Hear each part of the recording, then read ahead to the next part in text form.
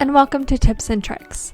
I'm Lauren Prue, a training support specialist for the AT and UDL Loan Library at the Port Orange Distribution Center.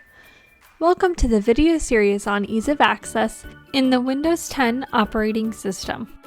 These features help support all learners through universal education and as a Tier 1 support in the Florida's multi-tier system of supports. Students using a Windows computer can self-select these supports to remove any barriers and increase engagement during instruction of the Florida Best Standards.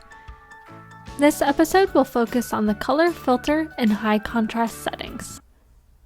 To access either of these settings, start by clicking the Start icon in the bottom left corner of the screen.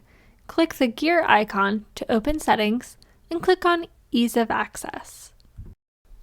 To modify the color filters, click Color Filters and toggle Turn on Color Filters to On. You will then be able to select the filter you want. Shown here are 6 filters, 3 color filters, and 3 by color blindness. To turn off, toggle the Off button at the top. To modify high contrast, click High Contrast and toggle the Turn on High Contrast button. There are preset themes available to choose from. To modify these themes and create your own, click the category to modify and select the color and brightness. Choose a theme name and save. Then hit Apply and it will take effect. These can be deleted at any time by selecting the theme and hitting Delete. Color filters and high contrast settings can be enabled to work together.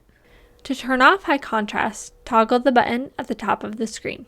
These can also be accessed by typing in the setting you are looking to modify in the search bar at the bottom of the screen next to the Windows button.